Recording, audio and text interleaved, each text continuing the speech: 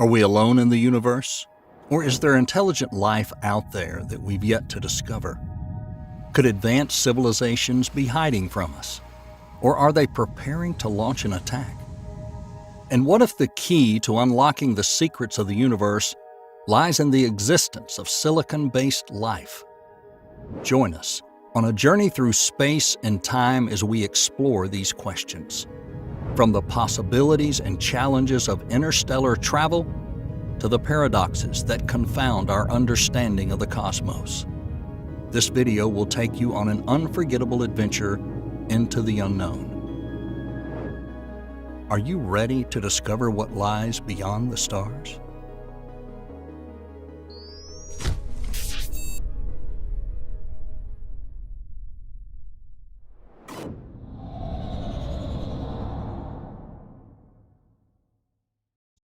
The dream of exploring the depths of space beyond our solar system has long captured the imagination of mankind. But is interstellar travel just a distant fantasy, or can we really achieve this goal in the near future? Thanks to the scientific and technological advances made in recent years, we're closer than ever to interstellar travel becoming a reality. The development of new propulsion systems, advances in material science, and our understanding of cosmological theories brings us closer to developing the necessary infrastructure and technology for interstellar missions. However, this ambitious goal has its challenges. The vast distances between stars and the large number of threats lurking in outer space make interstellar travel difficult and potentially dangerous. If we're being optimistic, and certainly not unrealistic, humans will be able to achieve interstellar travel within our lifetime. The possibilities are endless, and the rewards could be extraordinary. The difficult task of interstellar travel is primarily defined by the vast expanses between stars. Our closest neighbor, Proxima Centauri, is a little over 4.2 light years away. This means that even if we traveled at the maximum speed currently possible in the universe, which is the speed of light, the journey would take more than 4 years. Despite contemporary advancements in technology, achieving these speeds is still impossible. Even with the most advanced propulsion technology currently available, such as nuclear or ion propulsion, it would take a spacecraft decades, if not centuries, to reach the nearest stars. To overcome this problem, the best option is to develop new engine technologies that can achieve much greater speeds. Various concepts on how to achieve that are being considered, including the idea of using antimatter, thermonuclear fusion, or even harnessing the forces of black holes. Nuclear fusion, the process that powers the sun and other stars, involves combining two light atomic nuclei, such as hydrogen, to form a heavier nucleus and release the energy. Although nuclear fusion technology is still in its infancy on Earth, it has the potential to provide an almost limitless source of energy and could be used to power spacecraft engines. However, these feats of technology are still purely theoretical, and there is no telling whether they will ever be possible in practice or safe enough to use. The complexity of interstellar travel as a concept is exacerbated by the astronomical amount of fuel and energy required to travel such great distances. The traditional rocket propulsion technology relies on huge amounts of fuel propelling spacecraft at a speed only a fraction of the speed of light. For instance, the Parker Solar Probe is the fastest traveling spacecraft ever built by humans, and can only reach the speed of 119.4 miles per second. For reference, this is only 0.064% of the speed of light.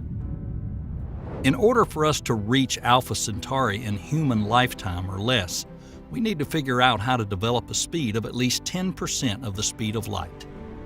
However, the paradoxical nature of this task is that in order to increase the speed of the spacecraft, we need more fuel. By carrying more fuel on board the ship, the weight of the vessel increases, which subsequently reduces its speed. Sounds like a vicious circle. Nuclear or ion propulsion engines are the most advanced propulsion technology that's currently available. Offering much greater efficiency in terms of fuel consumption, they still require a significant amount of fuel to generate the required power. To overcome these obstacles, researchers are developing completely new propulsion technologies that could harness the energy sources available in space. For instance, scientists are exploring the possibility of using solar sails, which use the energy coming from the sun, similar to the way regular sails use the wind to ensure the continuous acceleration of the spacecraft. Another solution that's been put forward is to use antimatter propulsion, which would allow the spacecraft to achieve much greater speeds while consuming less fuel. Antimatter is a unique substance that has the same mass as regular matter, but with the opposite electric charge. When matter and antimatter come into contact, they annihilate each other, releasing tremendous amounts of energy. Antimatter is capable of delivering much denser energy than any technology currently available. Theoretical calculations suggest that a spacecraft functioning on antimatter could potentially reach up to 90% of the speed of light. This would mean it could reach Proxima Centauri in just over 4 years. Scientists have been conducting experiments with antimatter for decades. One of the earliest experiments involved creating antiprotons, which are the antimatter equivalent of protona. The first antiprotons were generated in 1955 by a group of scientists at the Lawrence Berkeley National Laboratory in California. However, antimatter is very costly and difficult to produce, and the technology to use it for propulsion is still at an experimental stage. Furthermore, antimatter is highly unstable and difficult to store. Its particles cannot be stored in a traditional container, as they would quickly come into contact with matter and destroy each other.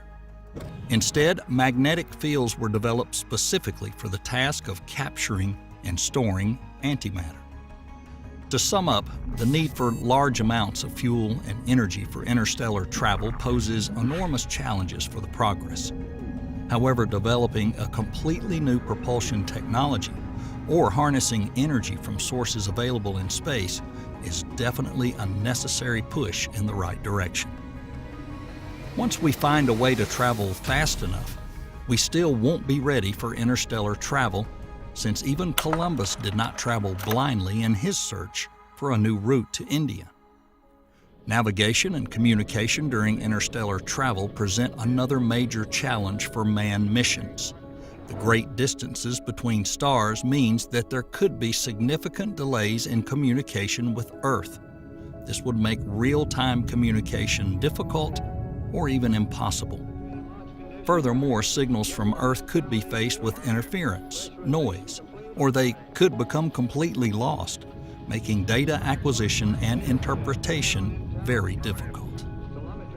To resolve these issues, spacecraft will require advanced communication and navigation systems capable of handling the unique demand of interstellar travel. One possible way to do that is to use a network of interstellar satellites that could relay information between Earth and the ship, ensuring faster and more reliable communications. Another promising solution is quantum communications technology, which uses entangled quantum particles to transmit information instantaneously over long distances. This technology could revolutionize interstellar communications by allowing real-time transmission of data without any delay or interference. Another option is to use advanced artificial intelligence that could help spacecraft navigate the vast expanses between stars and adjust course as needed, even without any involvement of a human controller. Accurate navigation is key for successful interstellar travel. Even the slightest deviation can throw a spacecraft off course for millions of miles. To minimize the risk of this happening, the ships will need incredibly accurate navigation systems, such as ones using pulsars as reference points. Pulsars are highly magnetized, rotating neutron stars that emit beams of electromagnetic radiation from their poles. Think of them like cosmic beacons. As the pulsar rotates, it sends out the beam of radiation that shoots through space, creating a so-called momentum. Pulsars are incredibly reliable and predictable, making them ideal candidates for deep space navigation. For example, the technology of gravity assist trajectory used on the New Horizons spacecraft mission to Pluto relied on Jupiter's gravitational forces to guide the spacecraft to its target. However, as with any complex system, there is always a risk of hardware malfunctioning in some way. Without human intervention in real time, these failures can have catastrophic consequences, potentially leading to the loss of the crew and the mission as a whole. That is why, in the absence of accurate and reliable communication and navigation systems, a mission to the nearest stars would not have any success. But no matter how highly equipped the ship is, as it rushes towards distant stars, the most important component of the mission are still the people on board. The most important task in interstellar travel is to provide the crew with sufficient resources to survive during the journey. This includes developing life support systems that could provide enough food, water, and oxygen. With current technology, it is only possible to store a limited amount of resources, not enough for truly long journeys. Therefore, we need new technologies and ways to sustain life while traveling over a long distance. One potential solution is to develop regenerative life support systems that can recycle waste and convert it into useful resources. Additionally, the development of advanced food growing and oxygen producing systems aboard spacecraft is a must in research. Another option is to put astronauts into deep sleep for the duration of their journey, similar to the way animals hibernate in winter.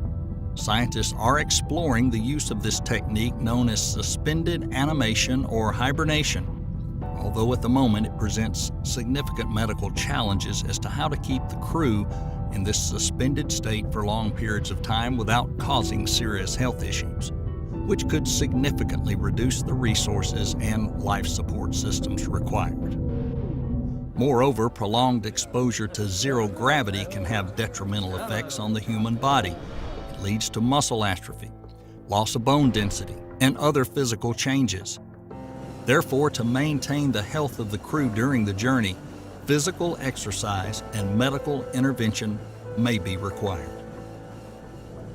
To counteract the negative effects of zero gravity, what may help is an artificial gravity system in place. One way to do that is to maintain the constant rotation of the spacecraft. The centrifugal force created by rotation can mimic the gravitational force that we experience on Earth. This approach has been researched and successfully tested on various space missions, including Skylab and the International Space Station. Another major health concern when it comes to interstellar travel is radiation. Space is riddled with an endless array of radioactive emissions, long-term exposure to which poses a significant health risk to astronauts. Outside of Earth's protective magnetic field, humans are exposed to high levels of ionizing radiation, including cosmic rays and solar flares. Radiation causes damage to human cells, leading to various health problems, including cancer and other illnesses. Additionally, exposure to cosmic radiation can cause genetic damage to DNA that can be passed to future generations. To reduce the risk associated with radiation exposure, interstellar spacecraft must be designed in a way that shields the crew. This shield must be strong enough to block harmful radiation while at the same time being light enough to not significantly increase the weight of the spacecraft. It must be adapted to all types of radiation that the spacecraft may encounter during its journey. To address these issues, researchers are exploring various options for protection against radiation, including the use of artificial magnetic fields, as well as advanced technologies and specialty materials. In addition, the crew may need to take special medications or undergo medical procedures to reduce the effects of radiation sickness. In addition to the tiniest radiation particles, another danger you may encounter during interstellar travel are debris and asteroids.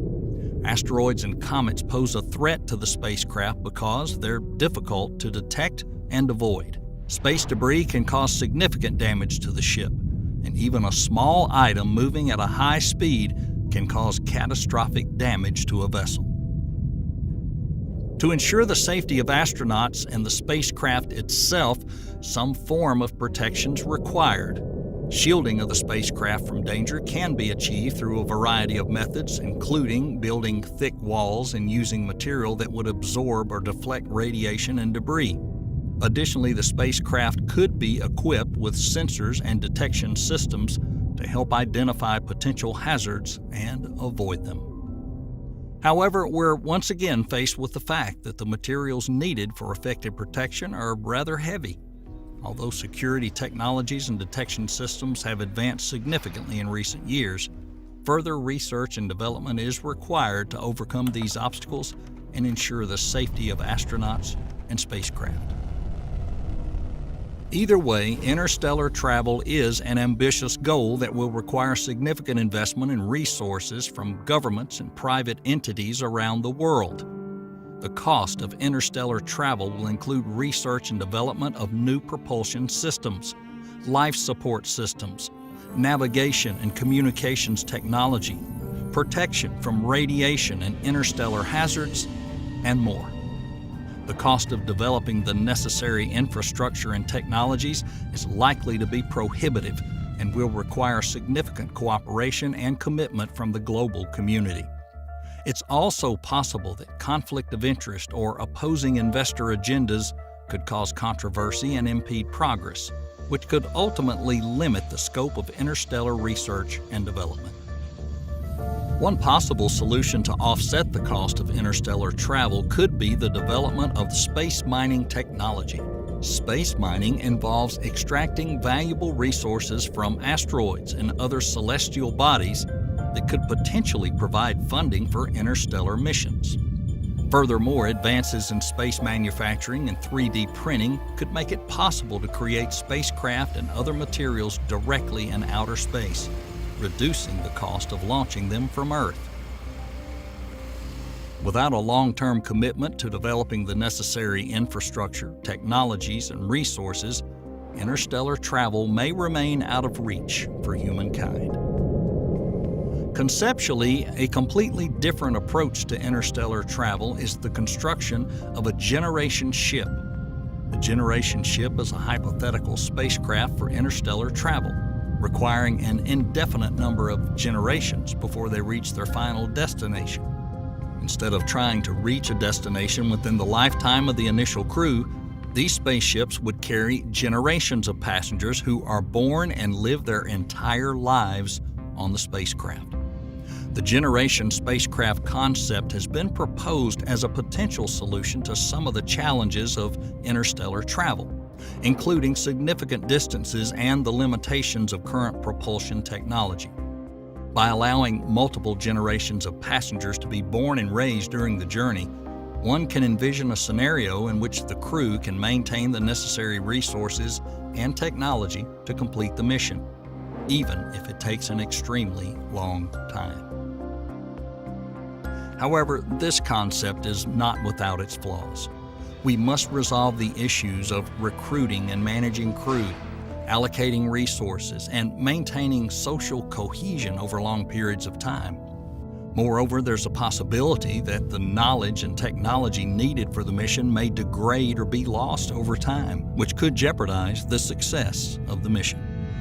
Despite these issues, the concept of generation spacecraft remains a popular topic in science fiction and theoretical discussions about interstellar travel. To sum everything up, let's recall the classic walk-wait dilemma, which is a common predicament in decision-making. It occurs when a person must make a choice between expecting a more desirable outcome or taking immediate action to to achieve a less desirable but still acceptable outcome. For instance, it may occur when you're waiting at a bus stop, but the waiting time may exceed the time required to arrive at the destination in another way, such as on foot. This scenario can be applied to interstellar travel, presenting us with a dilemma of whether we should launch interstellar ships now or wait for technologies that will generate greater speed and allow new ships to reach destinations faster. The ethical dilemma here is whether it would be fair to the crew of the first ships to make a senseless sacrifice in case the rate of technological advancement suddenly surpassed that of the first ships. Put yourself in the shoes of a pioneering crew member in another star system. You've spent decades or even centuries in space wondering if newer and faster ships may have arrived at your destination long before you. This dilemma raises deep questions about the value of human life, the responsibility for space exploration, and the importance of progress. Waiting for new technologies could lead to faster, more efficient travel, but it could also mean that the first crew would suffer or be exposed to dangers that future generations may not even have to face. Conversely, launching ships now can be seen as unfair to the crew, as they will not benefit from the same advanced technology that future generations will.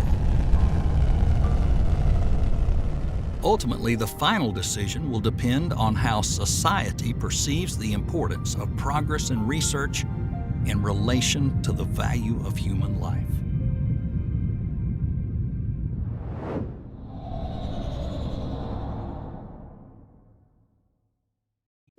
In a quest to understand the vast and mysterious universe, science has long mastered the powerful tool of logic. But even when using the most rigorous methods and the most advanced technologies, paradoxes inevitably arise, contradictions that challenge our understanding of the world.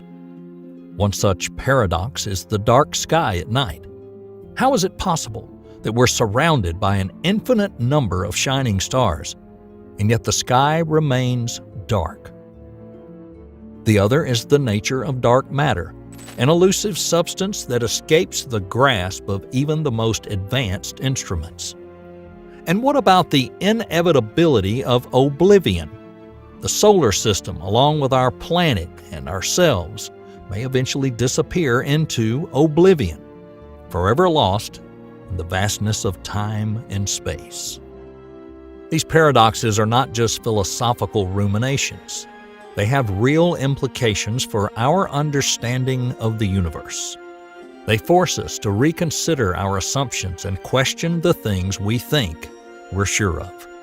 They encourage us to go beyond our current understanding and delve deeper into the mysteries of the cosmos. And in the end, faced with these paradoxes, we can gain new understanding and move forward in our comprehension of the universe. The Horizon Problem.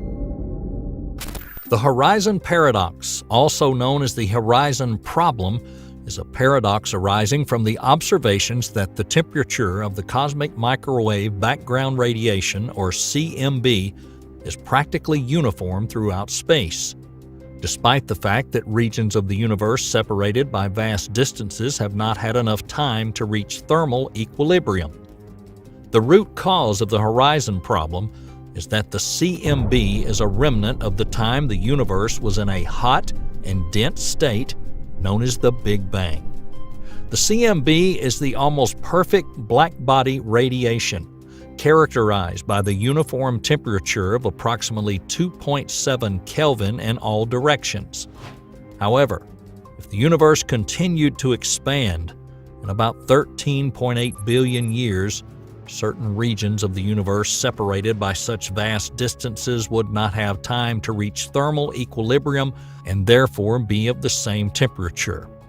This paradox suggests that the temperature of the CMB does not have to be the same throughout the universe. The horizon problem has baffled cosmologists for decades and prompted a number of proposed solutions. One solution is the theory of cosmic inflation, which states that the universe underwent a rapid expansion in the early stages of its formation. This expansion would have smoothed out any initial fluctuations in temperature, making the temperature of the CMB about the same throughout the universe.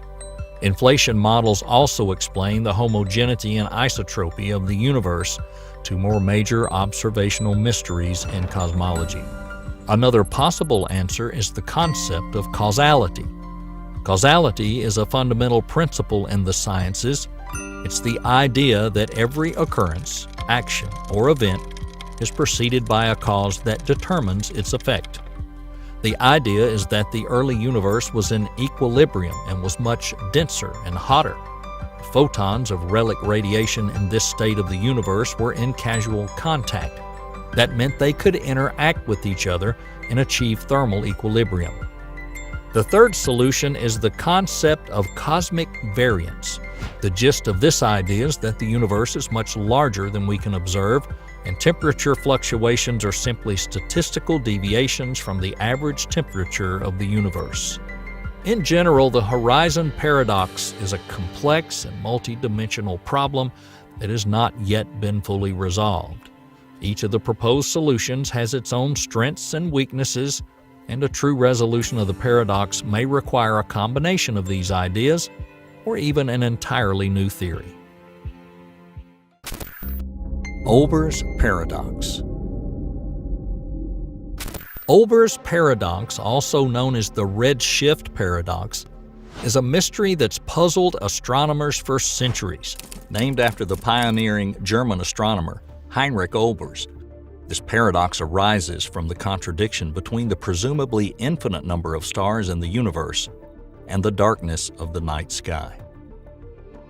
The gist of the paradox lies in the fact that if the universe were truly infinite and eternal, and the stars were evenly distributed throughout the endless bounds of outer space, then in any direction we looked, we would see a star.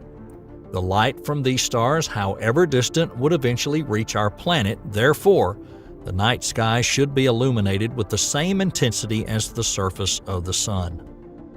However, despite this logical reasoning, the night sky remains dark, presenting a perplexing enigma for scientists and stargazers alike. Several possible solutions have been put forward to explain this mystery. One solution is that the universe is not uniform and isotropic, meaning that the stars are not evenly distributed throughout space. This could be due to the presence of large-scale structures such as galaxy clusters and voids that would create dark patches in the night sky. In addition, light from the more distant stars could be absorbed by intergalactic dust, making the night sky appear darker. This theory is supported by observations of major redshifts in distant quasars. Another possible solution lies in the expansion of the universe. The farther back we look, the further away the light sources would be from us. When we look back into the past, the universe becomes denser, more hotter and brighter. As a result, the light from distant stars is shifted to the red end of the spectrum and therefore become too faint to be seen. We can't say for sure whether our universe is infinite, but according to the Big Bang Theory, we know one thing for sure: our universe has a beginning. Additionally, the assumption that the universe is a finite would mean that the light from distant stars does not reach us simply because our universe is constantly expanding. Because of this, the wavelength of the light from distant stars is greatly stretched, and it eventually reaches Earth in the infrared range. It would also mean that the light from distant stars has either not yet managed to reach us or the stars have already died out. On the other hand, if we assume that our universe is infinite, then it's quite natural that at some point, due to the constant expansion of the universe, stars and matter would begin to acquire a speed that exceeds the speed of light. This would make it impossible for light to reach Earth. The enigma of the Olbers' paradox remains one of the most intriguing mysteries in cosmology, and its solution requires a deeper understanding of the nature and structure of our universe. The flatness problem.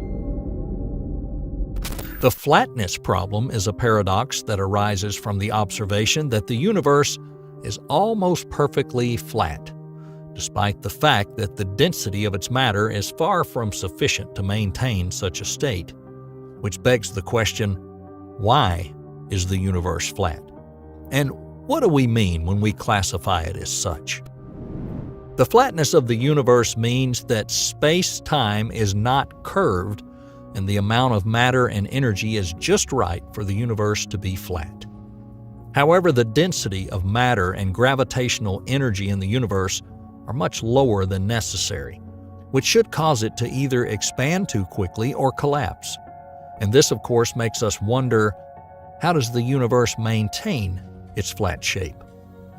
In a nutshell, that's the essential principle of the flatness problem, a mystery that continues to haunt some of the greatest minds in the field. There are several possible solutions to the flatness paradox. One potential solution is the elusive concept of dark energy. It is believed this mysterious form of energy contributes to the acceleration of the expansion of the universe. Dark energy is believed to contribute 68% of the total energy in the present-day observable universe. It has negative pressure and acts as a repulsive force, counteracting the gravitational force of matter and causing the universe to expand at an accelerated rate. This acceleration would help to flatten the universe. Another solution is the concept of inflation. According to the theory of inflation, the universe underwent a rapid expansion in the early stages of its formation. As space expands, the geometry of space becomes flatter. To help you understand, imagine a balloon. As it fills with air and inflates, its surface becomes smoother and flatter. This type of expansion would smooth out any initial density changes, making the universe nearly flat. The third solution is the multiverse theory, which suggests that our universe is just one of many. According to this theory, there are a large number of universes, and based on this, the likelihood that one of them will be flat is much higher than if there was only one universe. The monopole paradox. The monopole paradox is yet another example of an unyielding mystery of the universe. This is a paradox that comes from the observation that there are no observable magnetic monopoles, despite the fact that their existence is predicted by several theories of particle physics and should be present in the universe. Magnetic monopoles are hypothetical particles with a single magnetic pole, while all known magnets have a north and south pole. The existence of these hypothetical particles has been predicted in theories such as the Grand Unified Theory, a Grand Unified Theory or GUT, and quantum gravity theories. However, despite great efforts and extensive research, no magnetic monopoles have been found. Nonetheless, despite their elusive nature, there are many theories attempting to explain their apparent absence. One possible explanation for the absence of magnetic monopoles is their instability that causes them to decay into other particles, making them undetectable in the modern universe. Another theory claims that magnetic monopoles were created during a supersymmetry transition in the early universe, but they're now too rare for us to be able to observe them. The idea is that in the early universe, the symmetry of the laws of physics was different than it is now, and these symmetries were broken during a phase transition, similar to how water changes from a liquid to a solid when it freezes. During this phase transition, magnetic monopoles should have appeared as a result of breaking symmetry. However, as the universe has expanded and cooled, these monopoles have diluted and are now too rare to be observed. The search for these hypothetical particles continues, as does the scientific work with a goal to unravel the monopole paradox and deepen our understanding of the universe. The entropy paradox. The entropy paradox is a paradox that arises from the observation that the universe is ordered and structured. despite the fact that the second law of thermodynamics states that entropy, or in other words, disorder, must increase over time. But what does entropy actually mean? We usually talk about it as if it were a measure of disorder, a quantitative representation of the randomness and chaos that exist within a system. A broken egg on the floor has more entropy than an intact egg on the countertop. A spoonful of cold cream and a cup of hot coffee have less entropy than the combination of both stirred together. A chaotic pile of clothing has a higher entropy than a neat set of drawers where all the clothes are folded and organized. According to the second law of thermodynamics, the total entropy of an isolated system will always increase over time. The law implies that the universe should become less ordered as time goes by. However, the very structure of the universe contradicts this idea. We observe that the universe is highly ordered and structured. It contains galaxies, stars, planets, and even life forms. There are several theories that offer possible solutions to this paradox. Each of these solutions offers a different perspective on how the order and structure observed in our universe can be reconciled with the second law of thermodynamics. One solution is the concept of entropy as an arrow of time. The arrow of time is the idea that time has a direction moving from the past and into the future. This concept suggests that while entropy would increase in a closed system, it doesn't necessarily happen in an open system like the universe. At the same time, it can still freely exchange matter and energy with the environment, which makes the second law of thermodynamics inapplicable. Another solution, known as the emergence theory, suggests that at the macroscopic level, structures and order can emerge spontaneously, even though entropy increases at the microscopic level. This idea suggests that while entropy increases on a small scale, it can lead to order on a larger scale. Finally, some scientists believe that the answer to the entropy paradox may be provided by the expansion of the universe. The expansion of the universe increases the volume of the observable universe, which in turn reduces the entropy of the system.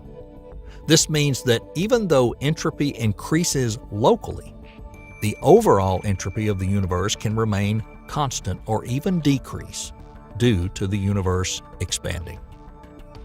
The last two theories are similar in concept and could potentially complement each other in solving the entropy paradox.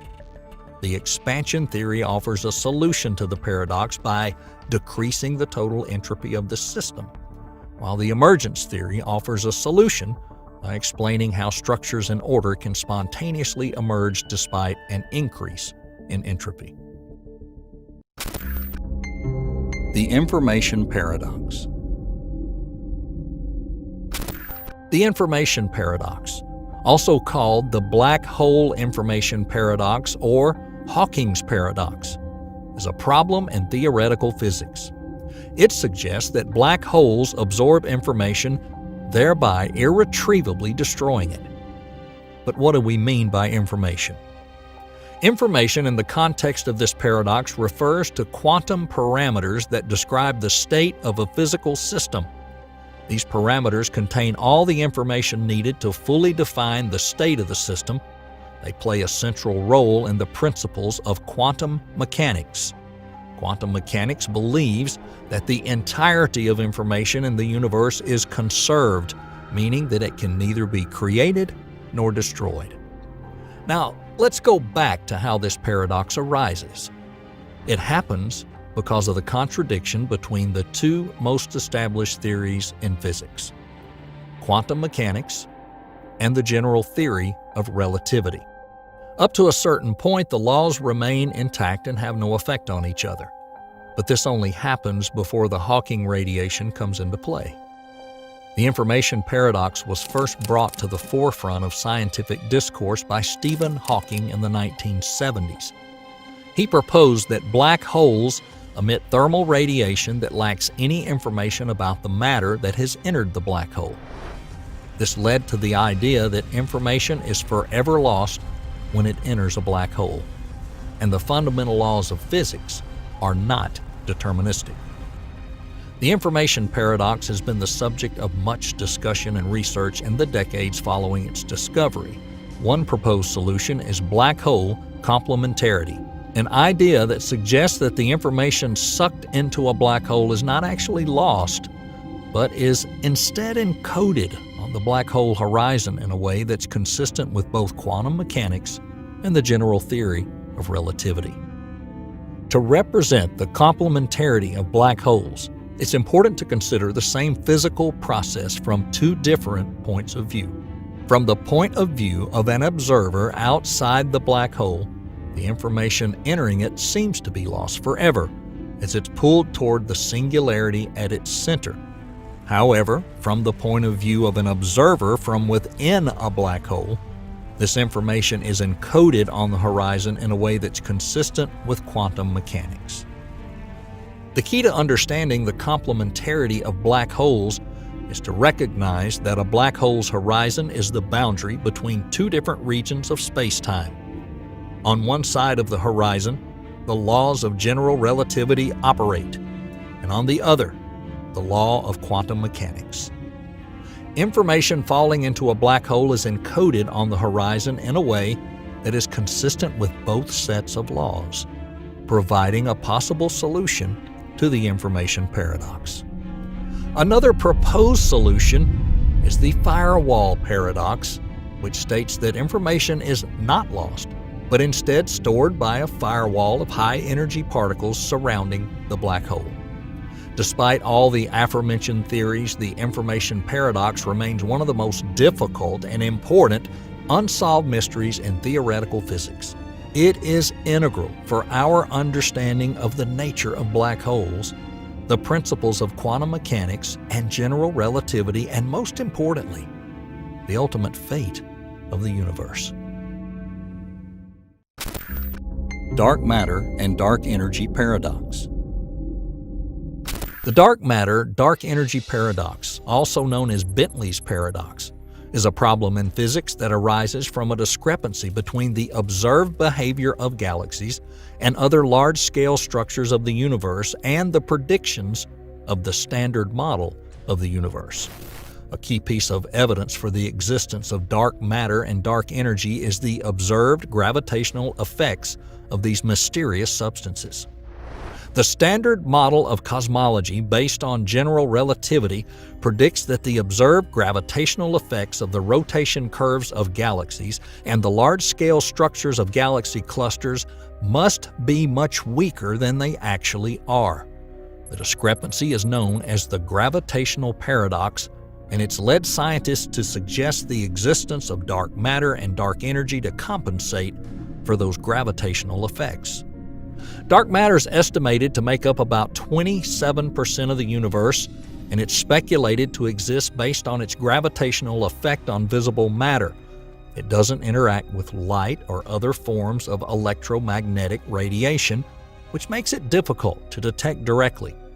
Scientists have proposed various candidates for the role of dark matter, including WIMPs, WIMPs, weakly interacting massive particles, and axions. However, despite decades of research, neither of them have been detected with any degree of certainty. Scientists also believe that dark energy makes up about 68% of the observable universe and is responsible for the acceleration of the expansion of the universe. Its existence is confirmed based on observations, but the nature of dark energy is not entirely clear. The most popular explanation for dark energy is the cosmological constant, proposed by Einstein, which is a form of energy evenly distributed throughout the universe. However, this explanation raises some issues such as the cosmological constant problem and the coincidence problem. These problems stem from the fact that the observed value of cosmological constant is much lower than the theoretical predictions, as well as the fact that it has the same order of magnitude as the density of dark matter.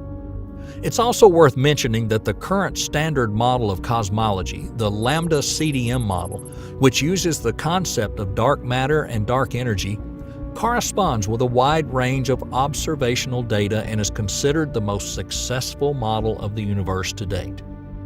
Bentley's paradox refers to the fact that even though dark matter and dark energy make up such a significant part of the universe, their exact nature remains a mystery. Many theories have been put forward to explain their properties, but none have been conclusively proven to be accurate. The discovery of new particles or new phenomena that could help explain the nature of dark matter and dark energy would be a major breakthrough in our understanding of the universe.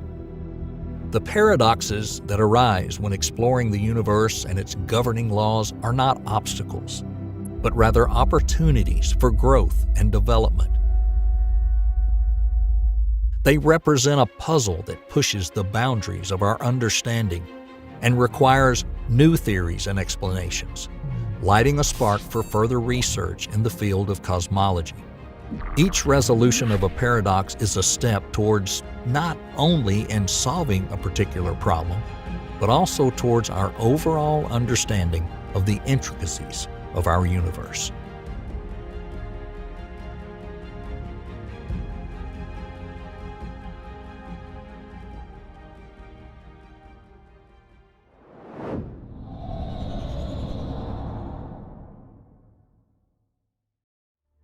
At some point of our lives, we have probably all wondered if we are alone in the universe. It would seem that in our own or in other distant galaxies, there are so many planets that revolve around numerous stars. So why have we still not encountered any traces of extraterrestrial life? But what if advanced alien life forms have been around for a long time, and they're simply hiding? According to the dark forest hypothesis, technologically advanced civilizations outside of the solar system may already be thriving. However, they have no intention of making contact because they are either cautious of potential attacks from other civilizations, or they may be indeed preparing to attack. Today, you'll learn about the dark forest theory and why you should probably be afraid of being heard by someone in the vast cosmos. 1. The Dark Forest Hypothesis, the author and original source. The author of the Dark Forest Hypothesis, DFH, is science fiction writer Liu Cixin. It's worth noting that this is not a scientific theory, and it's not based on any concrete evidence. In 2008, Liu Cixin published his successful fiction novel titled The Dark Forest. The dark forest theory was first outlined in this book. The gist of the theory is that every civilization on a cosmic scale seeks to obtain the resources necessary for its continued survival. Therefore, any extraterrestrial life hides in order to not be destroyed by another civilization, and also in order to be able to attack and ensure its own survival. So why is this theory called the Dark Forest Hypothesis? In his novel, Liu Cixin compares this to precarious coexistence to a forest inhabited only by hunters. The author paints civilizations as metaphorical armed shooters in a dark forest, who silently move forward, afraid of being discovered by fellow hunters. If one hunter managed to find another, it's in their best interest to attack first before the enemy does the same. Based on this, we can name several ideas that are promoted by DFH. First one is that hypothetically, alien civilizations exist, but they are in hiding due to the risk of being attacked by others and losing acquired resources, such as inhabited planets. Within the construct of the dark forest hypothesis, survival as the basis of every civilization is known as the chain of suspicion. This phenomenon is caused by insufficient communication, which leads to mistrust as a direct result. The second idea is that a civilization that gives away its location by actively transmitting, say, radio signals could be captured or destroyed by others for resources. The third concept is that fellowship in this type of system is exceedingly rare, since every civilization strives above all to survive through expansion. However, a treaty is possible if the terms are beneficial to both civilizations. Lu Cixin represents the universe as a battlefield for limited resources, where an alliance is practically impossible. Finally, it's important to note that in Lu Cixin's hypothesis, these hunters are analogous to civilizations with a high level of technological advancement. Therefore, if any civilization is not sufficiently developed to announce itself in space, it will either go unnoticed or it may become easy prey. 2. DFH is an answer to the Fermi paradox.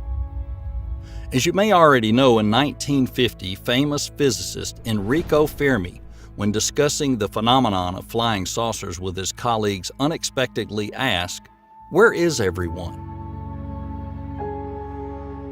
referring to examples of extraterrestrial life, which marked the beginning of the famous Fermi paradox. We discussed it in detail in this video on our channel. Fermi assumed that if our galaxy formed several million years before the birth of mankind, then it is possible that other civilizations could have emerged during this period, much older than Earthlings. Therefore, the Milky Way galaxy should be full of civilizations, which could pick up our signals due to their much more advanced technological development, as well as travel through the galaxy. However, so far we have not seen any traces of alien activity. Why haven't they visited Earth yet or come close to our planet? To determine the potential number of extraterrestrial civilizations that exist within our galaxy, the famous Drake equation was derived in 1961. However, we cannot use it to learn why alien creatures have not left any signs of their life. Therefore, at the moment, the Fermi paradox only has theoretical explanations. Additionally, according to physics professor Adam Frank, the probability that Earthlings are the only civilization in the universe is very small. 1 in 10 billion trillion, which is to say 1 times 10 to the 22nd. The professor suggests that our evolution was not unique and other civilizations could potentially have existed before us or even much longer before us. There are more than 70 hypothetical solutions to this issue, one of which is the dark forest hypothesis. Of course, we cannot check the veracity of DFH due to our current technological limitations. However, Lu Cixin's theory provides a logical explanation as to why we still haven't picked up a single alien signal or found any clear signs of life on other planets. It's simply dangerous for other civilizations to betray their location for fear of invasion. Although this hypothesis presents very clearly defined ideas, DFH still has some inaccuracies. For example, if other civilizations exist, then they must differ from ours when it comes to the level of development due to different periods of origin, as Fermi pointed out. This means that there may be civilizations of our technological level or higher that actively search for alien life or study their own systems just like us, because they don't see it as a threat. Therefore, we may not be the only ones sending signals out there, because civilizations do not necessarily develop in fear of detection if they have not experienced confrontation. 3. More about the assumptions of dark forest hypothesis. The idea of capturing other territories and the possible destruction of the first civilization on a cosmic scale is reminiscent of our historical experience on Earth, namely colonization and wars. There are a lot of reasons why people conquer and establish power over other nations. However, in most cases, such as during the colonization of Africa by the Europeans in the 19th century, the main motivation were land and natural resources. The rapid industrial development in Europe required more resources, which were abundant on another continent. Therefore, the colonization of Africa contributed to the development of European countries, but the African land and its population suffered from this expansion. The DFH offers the same colonial model as the reason why one civilization would attack another. We're still pursuing the goal of expansion for the continued survival of mankind, studying exoplanets and other star systems, and planning the colonization of Mars. The red planet is also rich in natural resources that are needed for technological development.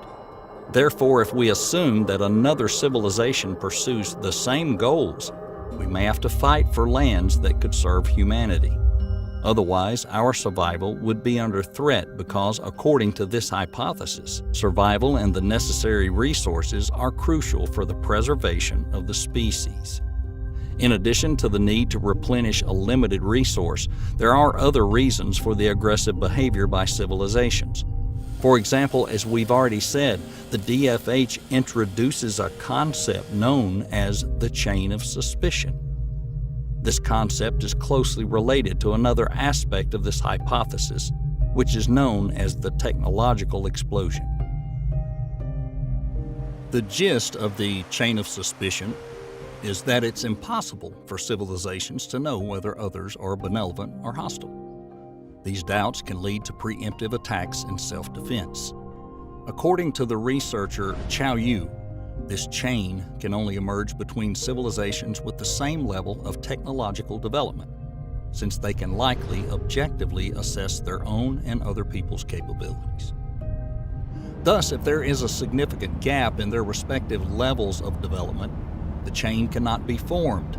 The technological explosion describes the ability of cosmic civilizations to make rapid scientific and technological leaps. A strong new hunter can pose a threat to others because advanced civilizations can start to be wary of it or seek to destroy it. However, Chao Yu points out that any invasion attempt could also harm the attacker, as other civilizations with similar or higher levels of advancement would be able to detect it, which would contribute to the chain of suspicion. However, in spite of the clear advantage in attacking other civilizations and in stealth, the DFH considers another scenario: benevolence. The point of benevolence is to refuse to attack other civilizations, even if they are detected, and they will probably be able to respond to the signal. In a dark forest, this tactic is very dangerous because it is again reinforced by the chain of suspicion. Found by a benevolent civilization, another civilization may turn out to be aggressive or rapidly developing. Therefore, in the future, it will be able to destroy others and survive, having collected enough resources, whereas the benevolent civilization will most likely cease to exist. If we assume that extraterrestrial life really exists, and it is way more advanced than us, then it might attack us, since this is a survival tactic with the highest chance of success. This is not the best news. So then, are there other ways for the events to unfold that are beneficial for Earth based on the dark forest hypothesis besides an attack on our planet? Let's look at this in terms of game theory. Number 4, game theory and DFH. The point of game theory is to learn how people make decisions based on certain conditions in order to achieve the best result. So let's imagine Earth as civilization A and a more advanced alien life as civilization B. Let's assume that B has picked up on our radio signal. Now B has 3 strategies for action: attack, remain unnoticed but become suspicious, or respond with a prospect of possible friendship. Attack will be considered the most advantageous strategy, even if A is able to fight back. On the other hand, this scenario might turn out to be a losing one for B if A, according to researcher Alina Su, can send a signal in order to transmit the coordinates of the planet of civilization B to other civilizations. Perhaps in this case, the best option would be to remain unnoticed. If both civilizations don't do anything, neither will benefit. On the one hand, this will save A and B from danger, but on the other hand, they won't be able to obtain the necessary resources. There's also an option to make friends. If both civilizations agree to an alliance, then one of them will benefit, for example, from the ability to use alien technology. The other civilization, the one that proposed friendship, would also be able to benefit, albeit slightly less. Does that mean that an alliance is the best scenario for both civilizations? Possibly, but it comes with some caveats. Firstly, benevolence, as you already know, is very dangerous because, hypothetically, extraterrestrial civilizations are unlikely to be friendly too often. Secondly, the potential amount of resources that would be obtained, even if a trade deal is established, is less than what you would gain with a forced takeover. And so, the theoretical attack on Earth has the highest probability, but this course of events can greatly harm the attacker. Still, other civilizations may be afraid of the unknown military potential of Earth, and therefore choose the tactics of secrecy or friendship. 5. The danger of sending signals into space. Does it mean that if the probability of Earth being conquered is higher than any other option, should we be wary of the propagation of our signal into space? According to DFH, messages to other civilizations could threaten our security. The same opinion is shared by many astrophysicists, including Stephen Hawking. After a breakthrough in space research in the middle of the last century, there was plenty of interest from scientists in the search for alien civilizations. In 1974, the famous Arecibo message was sent to a star cluster 21,000 light-years away. Since that time, several radio messages have been launched into space, the latest of which dates back to 2017. Physicist Stephen Hawking believed that these messages could lead to the scenario described in the dark forest. According to him, an alien civilization visiting Earth could have the same consequences for us as the effects colonization of America had on its native inhabitants in the 15th century. Therefore, he expressed an opinion that this type of communication must be stopped. Nonetheless, other scientists, including SETI astrobiologist Douglas Vakoch, believe that the fear of sending messages can lead to Earth's isolationism. Moreover, Vakoch pointed out that the alien civilizations have had a chance to attack our planet while it was just developing, so you should not be afraid of the possibility of being heard by extraterrestrial life. Finally, the dark forest hypothesis also promotes the idea of differences in hunters' behavior. That is, not all alien civilizations would definitely attack us if they detected our signal. Additionally, a group of independent researchers led by the Global Catastrophic Risk Institute, Seth Baum, suggested that in addition to potentially dangerous civilizations, those with a lesser potential to harm us may also exist. They believe that there might be neutral civilizations that prefer to hide and not make contact, as well as civilizations that could establish a friendly relationship with Earth and help us solve global problems. In conclusion, the dark forest hypothesis is not the sole answer to the burning question, where is everyone? There are many other suggestions that attempt to explain the lack of a hint of extraterrestrial life, such as too great of a distance between civilizations, or the low likelihood of the emergence of other living organisms. Nevertheless, we cannot rule out the possibility of the veracity of Liu Cixin's theory, but we cannot confirm it either.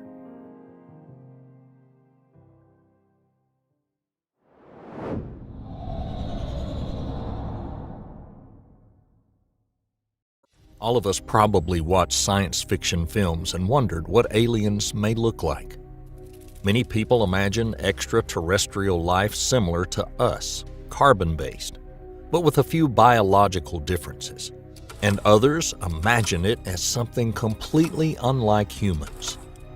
And so the famous author of The Laws of Robotics, science fiction writer Isaac Asimov, described some forms of alien life as living stones that had a silicon-based chemical composition as opposed to carbon like us. But what if we told you that silicon-based life may not be entirely fictional? Today we will delve into our biology and try to answer whether the existence of silicon-based life is possible. Carbon is the basis of our life. Without it, it is possible that we would never have come to exist. It makes up about 18%, or 26 pounds of our total body weight, and performs a structural function, forming something akin to a carcass for the molecules and organic substances necessary for our life. Proteins, fats, carbohydrates, sugars, etc., even DNA. Moreover, as you may know, carbon plays an important role for many life forms around us, such as plants. With each breath out, we exhale carbon dioxide. This gas is required for plants for photosynthesis and the production of oxygen as well as organic substances like glucose. CO2 is also the gas that traps heat in our atmosphere, which sustains all life on Earth. If it weren't for the harmful greenhouse effect, we would simply freeze. Aside from the value of carbon and its compounds in biology, it's important to mention the role it plays in manufacturing. Most of the things you see on a daily basis contain carbon. From clothes, medicine, your favorite cup of coffee, and the house you live in, to musical instruments played by your favorite musicians, and the phone or laptop on which you're watching this video. All of it couldn't exist. Of course, carbon is not the only component present in living organisms and all of the aforementioned items, but its chemical versatility and the ability to build huge chains with other elements makes carbon practically indispensable. According to astrobiologist Robert Hazen, a vital chemical element must be able to actively form bonds with other elements and not be too reactive at the same time, so as not to combust during these interactions. Furthermore, this element must form strong, long-term bonds and be able to store and transmit information. Carbon meets these criteria, and therefore is superior among the most important building blocks on Earth and beyond. However, is carbon really the only possible foundation for life? What if it was simply erased from outer space? What element could then replace carbon? The possible answer can be found right under carbon in the periodic table: silicon. Silicon is one of the most common elements on Earth. Its core contains about 28% of its total mass. This element can be found in sand, amethyst, clay, granite, etc. Like carbon, silicon has a wide range of applications and is a valuable element in our life. Many processors in phones and computers use silicon as an accessible alternative. Silicon is also used to form conformable silicone compounds, which have applications in cosmetic and medical industries, ranging from hair conditioners to contact lenses, as well as aviation and construction spheres, like in sealants and nonstick paint. So what role does silicon play in our biological life? According to researcher Milton Wainwright, it's likely that silicon may have had an effect on the emergence of life on Earth. According to his research, silicon that comes from outer space may stimulate bacteria growth, even if there's a lack of nutrients. The scientists therefore suggest that billions of years ago, during the birth of the solar system, comets containing silicon may have bombarded Earth, which caused the development of bacteria. In addition to its possible merits in the past, silicon is also a very important component in plant development and growth. Silicon protects plants from external threats, both physical and chemical, making them more resistant. It also protects the plants from disease and prevents them from losing water. Moreover, silicon is important for healthy bone development and wound healing in humans and other animals. This element may also reduce the risk of Alzheimer's and cardiovascular disease. You could say that silicon, in fact, has an auxiliary effect on our lives. So why is it being considered as a likely alternative for carbon in alien life? First, it is due to their chemical similarity. There is a reason why silicon is located right under carbon in the periodic table. Each chemical element in the table can form a chemical bond, during which the electrons of each atom are combined. Silicon and carbon are both tetravalent, meaning they can bond to 4 atoms. As such, silicon can probably form long and strong bonds with different elements, similar to carbon. Secondly, in 2016, a team of scientists from the California Institute of Technology, led by Francis Arnold, were able to synthesize molecules that are made entirely of silicon and carbon. Furthermore, according to their study, E. coli could produce the protein that contained this compound. Scientists came to the conclusion that silicon-based life is possible outside of Earth. So, in order to answer the question of whether silicon could replace carbon, we must first consider what life is in biological terms and what are the criteria for it to occur. Scientist Norman Pace believes that life is the ability of an organism to replicate itself and to develop enough to overcome evolutionary hurdles. For example, developing the ability to grow organs required for movement in order to make travel across land easier. Therefore, the building blocks of this organism must be able to quickly adapt to new conditions. In addition to chemical complexity, a number of ecological criteria must be met for life as we now know it to emerge. In short, life requires oxygen, nitrogen, moderate temperatures, and water. Many compounds are highly soluble in water, such as salt. Therefore, previously separate parts of one compound can create new bonds with other elements. Carbon can form a long and stable framework for the living cells of water-based organisms. But can silicon also make connections necessary for life to exist? The short answer is no. So, what? That's it? Silicon-based life cannot possibly exist? Not quite. Because in addition to water, there are other solvents in which life can hypothetically originate. For example, scientists speculate that liquid ammonia, which is common on Jupiter and Pluto, could serve as an alternative to water. However, NH3 is highly toxic, which may prevent silicon-based life from developing, but scientists have yet to test this theory. In addition to liquid ammonia, another potential solvent is sulfuric acid. You may note that H2SO4 is generally capable of dissolving most metals without residue, and you'd be correct, but oddly enough, it's also possible for silicon to develop in it. Therefore, hypothetically, silicon-containing organisms can develop on planets with a sulfuric acid environment, such as Venus. Silicon can also exist in other cold solvents like methane and ethane, which become liquid at low temperatures, as they do on Titan, one of Saturn's moons. However, low temperatures greatly slow down any chemical processes and solubility. Although silicon would be able to quickly combine with other elements at low temperatures, silicon compounds would not be able to dissolve very quickly. Therefore, it would be very difficult for life to emerge in such conditions. But what about the structural function of silicon?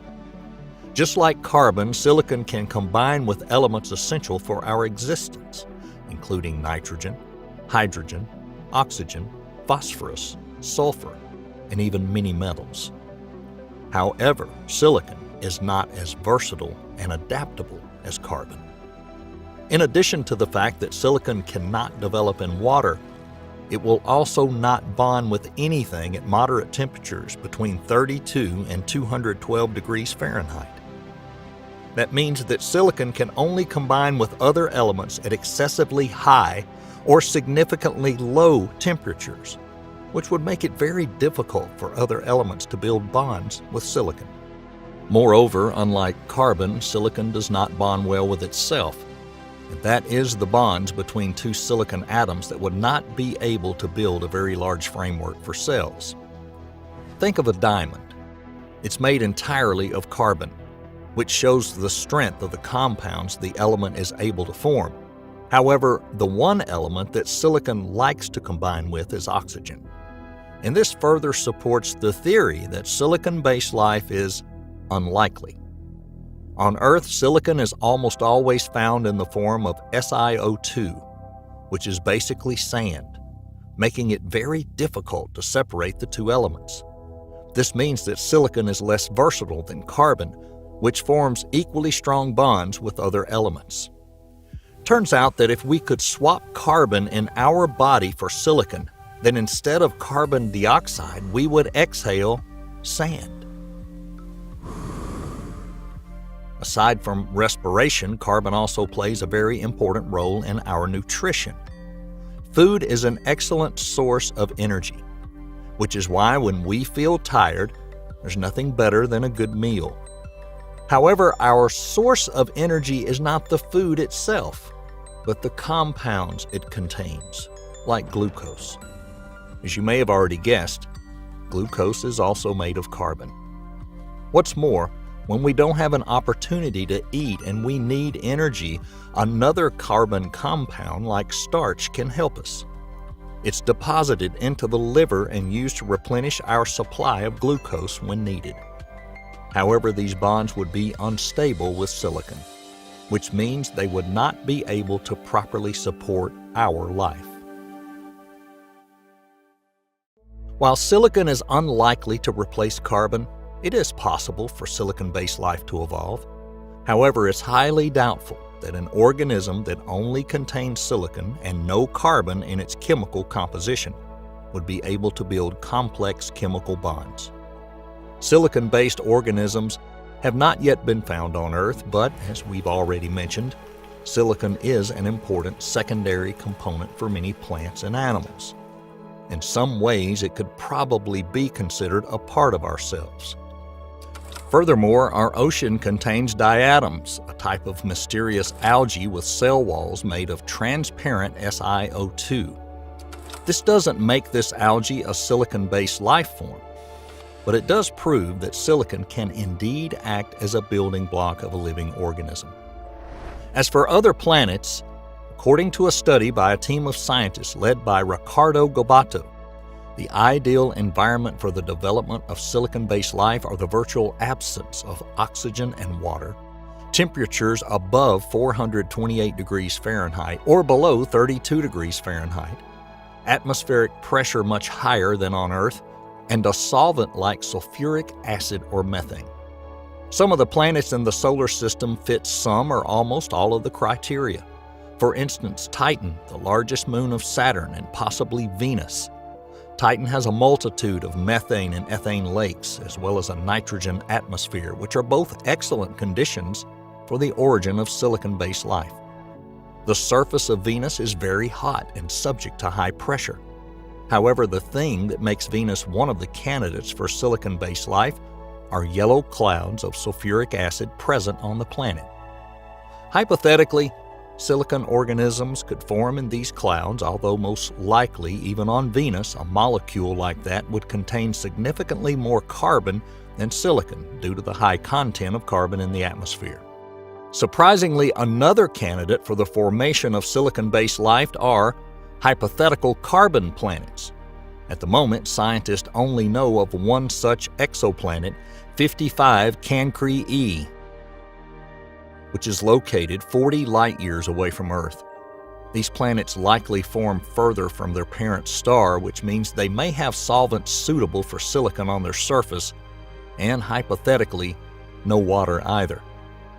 Moreover, it is possible that carbon planets are full of heavy hydrocarbons like butane, which may be suitable for silicon-carbon bonding.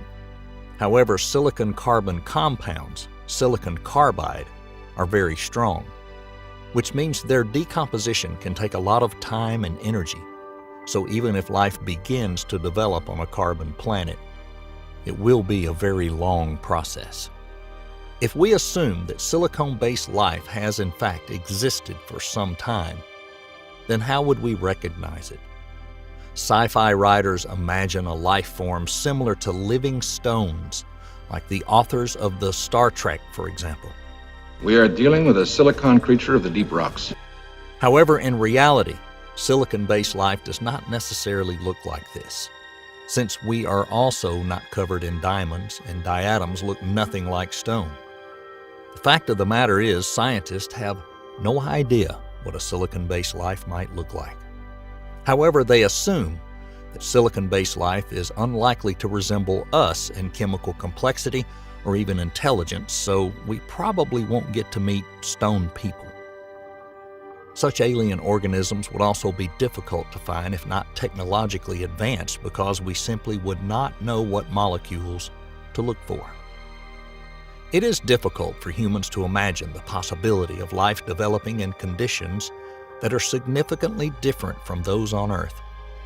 The only life we've encountered so far is ourselves and the creatures surrounding us, which is why most missions sent into space focus on finding structures similar to our own. Right now, it's impossible for us to know if there is life made predominantly of silicon due to our scientific limitations. However, the cosmos is vast and diverse, so we cannot say for certain whether all alien life in billions of galaxies is carbon-based.